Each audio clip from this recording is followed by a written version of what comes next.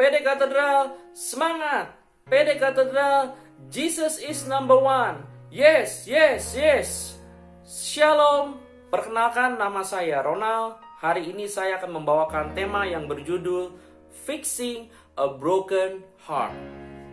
Waktu Tuhan menitipkan tema ini kepada saya berpikir bahwa tema ini hanya untuk anak muda saja. Tapi waktu saya pelajari, Tuhan menyingkapkan bahwa tema ini untuk semua orang loh.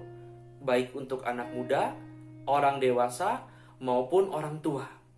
Mari kita mulai ya. Di dalam hidup, mungkin kita pernah merasakan yang namanya sakit hati atau kecewa.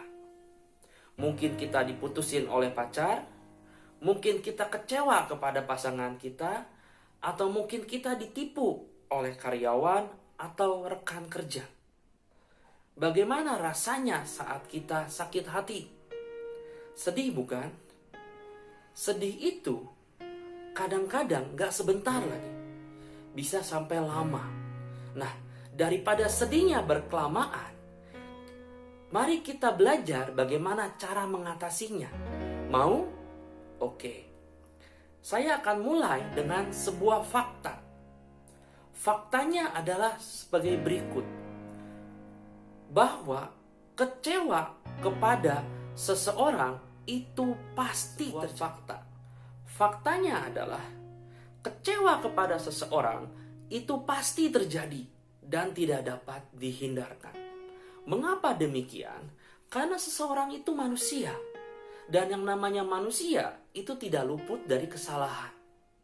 Contoh, seorang pacar yang begitu menspesialkan kita. Kita mau makan ditraktir, kita pergi kemana-mana diantar. Manusia bukan? Manusia pasti tidak luput dari suatu kesalahan. Suatu saat kita ketahui bahwa dia selingkuh. Padahal kita udah setia sama dia. Dia selingkuh, salah kita bukan? Bukan. Perjuangan kita adalah setia kepada dia. Perjuangan dia adalah setia kepada kita. Saat dia gagal dalam perjuangan dia, bukan berarti kita gagal dalam perjuangan kita. Salah kita cuma satu, bahwa kita mengandalkan manusia. Saya ada cerita lagi. Seorang ibu muda curhat kepada saya. Dia kecewa kepada suaminya. Dia cerita gini, suami saya sejak saya punya anak menjadi dingin. Kerjanya keluar terus. Pergi pagi, pulang malam. Pulang ke rumah pun udah gak ada waktu untuk istri. Cuma datang, mandi, ganti baju, tidur. Ibu ini kecewa. Dia marah.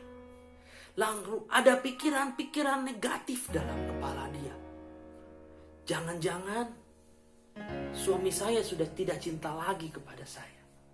Jangan-jangan dia ada selingkuhan di luar. Pelan-pelan saya pelajari tentang ibu muda ini. Saya tanya, ibu kalau sehari-hari ngapain aja? Dia jawab, saya sehari-hari sepanjang hari malah itu kerjanya ngurus anak. Dari pagi sampai malam. Saya nggak ada waktu untuk hal yang lain. Tidak ada waktu untuk me time. Tidak ada waktu untuk bergaul dengan orang lain. Di situ saya sadar. Oh, ternyata tangki kasih dia kosong. Dia tidak merasakan dia dicintai. Dia berharap tangki kasih itu diisi oleh suaminya. Dan saat suaminya tidak bisa mengisi tangki kasih itu, dia kecewa. Dia marah. Sungguh ironis memang. Orang yang dia benci dan dia merasa kecewa, ternyata adalah orang yang paling penting dalam hidupnya. Satu-satunya harapan dalam hidupnya. Dari cerita tadi kita belajar bahwa Jangan mengandalkan manusia untuk membahagiakan kita. Kita sendirilah yang harus menentukan bahwa kita mau dan bisa bahagia. Jangan juga berharap kasih dari orang lain untuk mengisi kekosongan hati kita.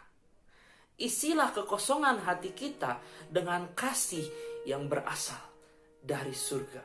Kasih Bapa yang sempurna. Kalau hati kita diisi oleh kasih dari Allah, mungkin memang seseorang yang mengecewakan kita atau membuat kita sakit hati itu masih ada. Tetapi kita bisa melindungi hati kita supaya kita tetap bahagia.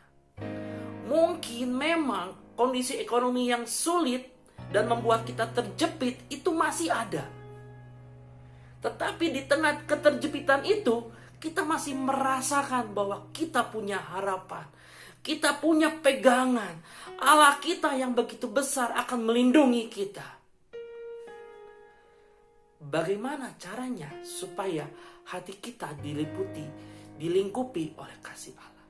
Kita perlu membangun relasi dan komunikasi secara rutin dengan Tuhan melalui doa, firman, dan juga saat teduh.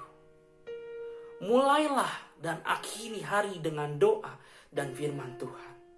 Dan penuhilah seluruh harimu dengan lagu-lagu rohani untuk mengisi pikiran kita. Bukan dengan hal-hal dunia, tetapi dengan kasih Allah. Ada satu lagu yang saya sukai, yang selalu saya nyanyikan kalau saya mengalami masalah. Mari kita nyanyikan bersama. Tuhan adalah gembalaku, takkan kekurangan aku. Ia membaringkan aku di padang yang berumput hijau. Ia membimbingku ke air yang tenang. Ia menyegarkan jiwaku. Ia menuntunku di jalan yang benar oleh karena namanya. Sekalipun aku berjalan dalam lembah kekelaman,